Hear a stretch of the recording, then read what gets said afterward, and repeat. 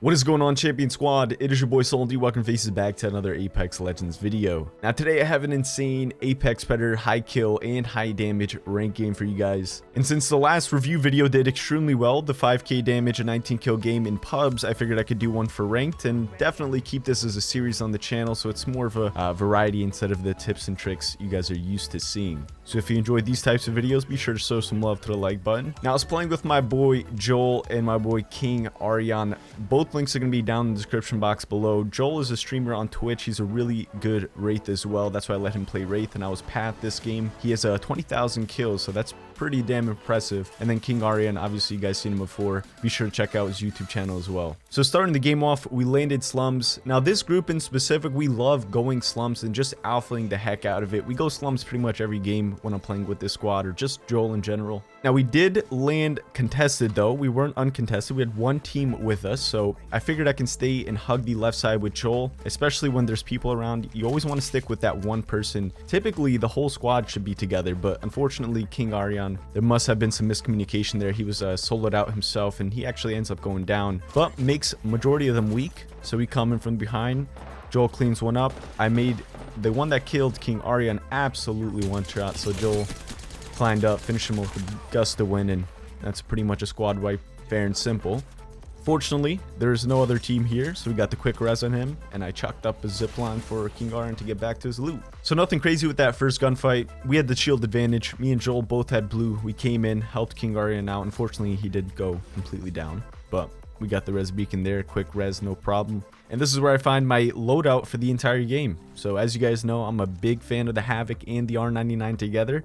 I've gotten in some insane kill games with these weapon combos, and coincidentally, I have it again. So R99 Havoc is going to be my loadout for this game. You cannot go wrong with it. R99 is extremely dominant up close and mid-range if you have some decent recoil control. And the Havoc is going to be your medium to long range cover. Again, if you have that recoil control with them. So that was the only team that landed with us. So we were able to loot all their bodies and a bit of the rest of slums. We didn't loot entire slum lakes because we ended up hearing some teams fighting. Over in runoff, they actually got a res. So we're sticking as a unit. Keep in mind, that's going to be key when you're playing these ranked games. Joel's making a portal for me because he knows I'm way out, way off the scene. And that'll help me get to them much quicker. So I'm zipping over, take his portal, and I grapple up, see what's going on. So we do have a team up here. Again, keep in mind, some of them did get res, so they're not going to have much loot at all. End up hitting the Wraith for like 50 with a blue shield. But then we notice another team coming in. We had that one team absolutely destroyed, but we decide to bail off, stick as a team. You see how we bailed off together? No one's left solo, no one's left behind. That's how you're going to get one of your teammates killed. So we bail back as a team, and the team that we had originally weakened backed up with us, but they only had 2 people with like pretty much no loot in general. Since we backed up, distanced ourselves from that one third party that was trying to attack us, we let them do their own thing. They didn't actually push us, which is a good thing. So then we can focus on this weakened team ourselves, get these points, get these easy kills, and that's exactly what we did. I was able to knock one of their teammates, which was the Octane, and that's going to create that opening for you guys. So in general, no matter if it's a 2-man team or a 3-man team, once you get that first knock, that's going to create that big opening that you're looking for, basically, to get aggressive and finish off the team.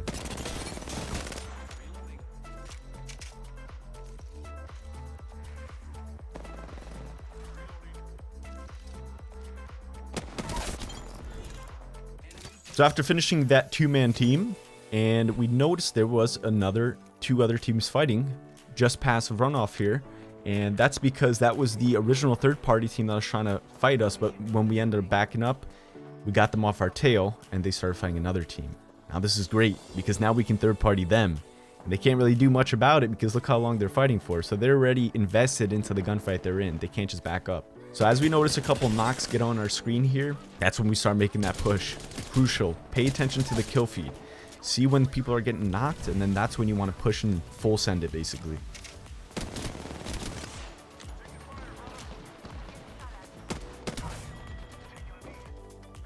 So I get some good shots on this Wraith in front of me, but get fried from my right hand side. Joel was there to clean up some of those kills there, and I ended up chasing down that Wraith, finishing her, and helping out Joel. So a pretty quick and clean, nice little third party there. Now we have some decent loot, decent ammo, and we're pretty much set up for success for not the entire game, but for the next few gunfights, I would say. Now, points-wise, I'm already at 4 kills, 1 assist, so I have my max total points. And I'm pretty sure my teammates either have the same exact points or very close to it. So it's not like we need points, but something to keep in mind about these ranked games is mentality. So when you get kind of looted, in the situation we are in, we have 2 blues and 1 purple, I believe, and we have decent ammo, decent guns, decent heals. Keeping that aggressive playstyle, playing loose, don't play super stiff, don't play nervous, and that's how you're gonna die most of the time. Playing scared, playing nervous, and just camping. The more gunfights you get into in the game, the more warmed up you're going to be, the more free you're going to play. Everything's just going to go much smoother for you. Now, of course, there are going to be some specific situations you'll see later in this game where whether we end up backing up or just taking smarter gunfights is because we have the full points. We want to play that end circle. But that doesn't necessarily mean we're just going to slow up on the kills. Again, you always want to assert dominance, show them who's boss. You want to run the games. You don't want to be camping corners here. Unless obviously you're the only one on your team, or maybe you have a 2-man team. But if you have all 3 up, you got decent shields, you got to play aggressive, man. So now that we're just rotating here, I do want to cover the legend combinations that we're using: Path and Wraith and Gibraltar. Path and Wraith, extremely mobility based. So that's going to move our team as a unit nice and quickly. We can get around the map with ease. And then we have Gibraltar. He's got the dome, quick reses, gun shield. He's just going to bully people. Of course, some people shy away from Gibraltar just because he's a bigger hitbox, but if you have a dominant Gibraltar that knows how to play him properly, and he's a true Gibraltar main, you're going to find some great success with him on your team. So we ended up finding a team on top of the hill here, and they sort of bailed from us. They try to take the balloon and get off the scene, but that's a really big mistake on their part. Never, ever try to take a balloon and bail a gunfight. Especially because the balloon's in the zone. First and foremost, you can get fried off a balloon if the team just has a decent shot. But majority is, the second bad thing is they were in the zone. So not only they were taking zone damage, plus they were getting fried by us. So we ended up knocking one there, and that was actually me. Havoc is godly. And notice I thermite him to get the quick kill and focus on the other 2 that bailed away.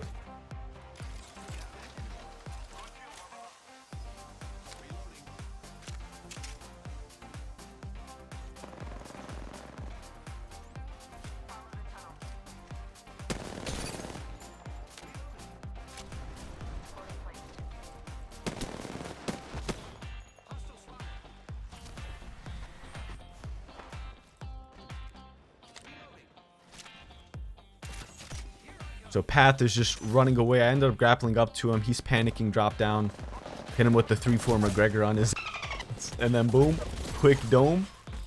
And that's why I love Gibby. You assert dominance anywhere you are. And let's say that a team does try to make a play on you, you also have that Wraith to make that portal. Even though she already used the portal, so it wouldn't have worked there. But that quick dome is just going to spare you that quick time to reload, cap off your shields, just going to have you set for the next gunfight. If you don't have a Gibraltar in your team, it's more about we got to find some decent positioning as quick as possible. Maybe you won't even be able to full heal. So again, using that dome, that's going to have you prepare for that next third party. So now we have 8 squads left, 20 total people alive, including us. I got 7 kills with 1 assist, not bad at all, especially for a Predator game. And we all have purple shields. Now I have an Evo, so I'm very close to getting a red Evo. And this is a little bit of older footage, so I think this is before the Evo buff. Now the Evo is much easier to get it red, but for this game, I'm pretty sure this is before the buff. Correct me if I'm wrong, but 342 to get Evo, I mean, I think this is before buff. So either way, I thought the Evo wasn't that difficult to get, but now they made it so much easier to get it red, so I'm always going to be using Evos. And that's another question I really want to cover. When should you pick up an Evo? If you're trying to pick up a white Evo off a drop, make sure you have a lot of cells with a long range weapon like a G7 or a longbow, any sniper. That's going to help you level it up much faster and more safely. Now, let's say you have a purple shield and you find a blue Evo on a box. I would take the blue Evo. Again, just make sure you have enough cells to cap it up, level it up, and the long range weapons to do so. Then you can just farm at a distance. As we're rotating over, we find a team over here on the edge of the zone. And you're going to find a lot of teams towards the edge of the zones because a lot of people like to play it safe, rotate as the zone closes in, find positioning, repeat. So they constantly do that until end zone. So if you're trying to just run the borders of the zone, you're going to find multiple squads doing the same exact thing. So just be careful when you're roaming zone like that. So here's where things get a little bit sticky. So we have a team on the bones frying us with G7s. That's how it became completely one shot. I think I was like 10 HP. Crank that Phoenix. Now notice I don't go for the res here. I'm going to let Gibby take care of that because he still has to full heal. I'm already full health, and I don't want this person escaping or trying to get some decent positioning on us, especially because she was weak. So me and Ariane, we double teamed that lifeline real quick and easy. She had the gold too. So that gold armor is going to come clutch for us. And I'm just covering now. As Gibby gets the revive, I'm looking out for that third party to see if they're coming in. We're looking pretty good here. Now we're just going to splurge all on these boxes, get all our loot up, get the ammo up, get the heals up, and then work in as a team. Now the zone's about to close in. We're still looting some of these boxes. I don't go for the balloon. Joel's the only one that does it because he has a phase if he does start to get shot at. If me and Gibby take the balloon and there's somebody looking at us, we're going to get absolutely fried. So again, try to avoid balloons unless you know for sure that no one's there. So I make a zip line for us. Me and Gibraltar are going to take that, get some high grounds in the safe zone. And we do that pretty easily. Joel's there with us because he took the balloon. And now we're up on the Skulltown Bones here. Great positioning. We're in the safe zone pretty much. And we're looking to ape some people. So we found a team down low here. And that's going to be our next contestants.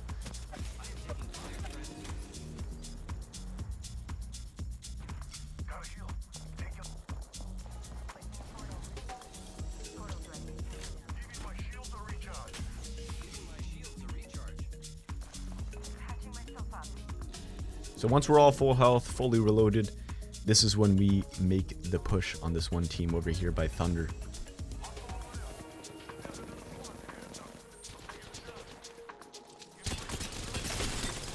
Completely destroy that Wraith. Go Havoc, man. This gun's an absolute monster. They're definitely going to nerf it soon, though. Got the better of the exchange on the Wraith, so I figured I can grapple in, get a quick push on her, kill her unexpected, and that's exactly what happens. And that's where I pick up my red Evo, though.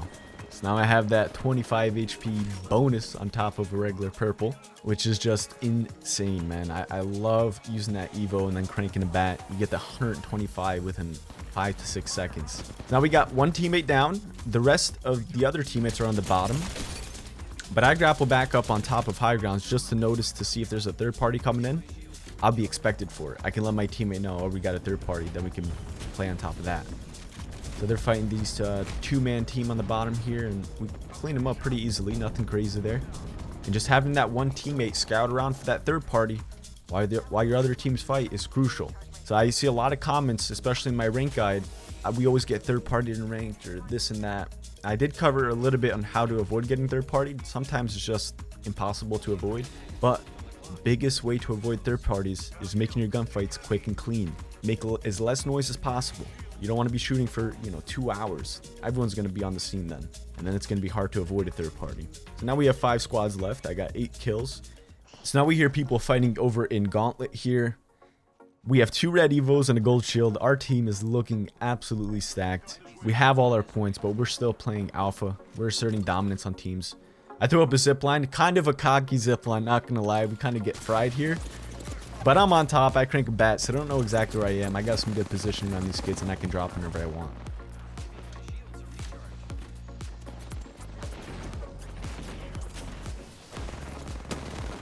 So as I drop down and look into the house, see what I can make a play on here. I noticed 2 people there. Hit the path for like 40, nothing crazy. But the bank has a Devo, so I back up, hold the shoulder peek. I notice my team starts pushing in. That's when I come back with it, right? Knock the path together. Now we're just looking for the stragglers. I notice a Wraith out back here. Hit her for 60. She's got purple. But I'm not going to push her myself. I'm going to wait. I called her out.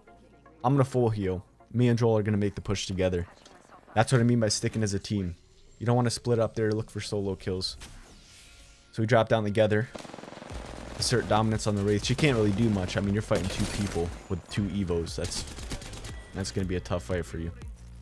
Kill her pretty easily.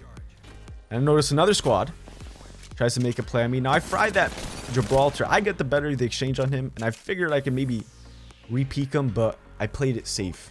I backed up, cranked the bat. Joel's by himself. I'm not too worried though, because he does have phase. He can phase out if he's in trouble. But I'm immediately on the scene after I crank that bat and help him clean up the rest of the kills. That's something I want to talk about real quick. When you get fried, you don't want to be off the scene way too far. You want to still, create some distance so you can get that bat off, but you don't want to leave your teammates completely alone in the gunfight. You need to be able to get back on the scene within, 3 to 4 seconds to help them out. That's crucial, especially when you're playing Path or someone that can create distance in a short period of time. You don't want to go too far. You need to be on the scene with your team and help them out. Play as a team together. Now we got 3 squads left, including us, and we're just pretty much having fun at this point. We know we have this game in the bag. I don't think there's another full squad alive, even though there's 2 more teams left. And notice that we can't see anyone. So obviously there's a straggler.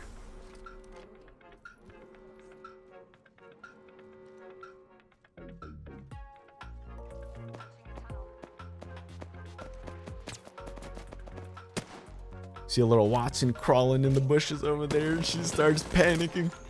Goes behind the rock that's not in zone and gets completely obliterated there. Now I got 11 kills, 6 assists, and the last one dies to zone. GG, what a game, man.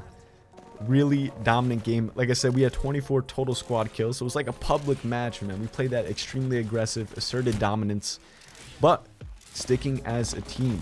And when you have a mobility like Pathfinder and Wraith on the team together with the Gibraltar, it's a done deal. If you guys enjoyed today's video, be sure to show some love to the like button. It's always appreciated. If you're new to the channel, be sure to subscribe. Join the Champion Squad. We're on the road to 60,000 subscribers. I hope you guys have a fantastic rest of your day. And as always, this has been your boy Sultan. I'm signing off. Peace.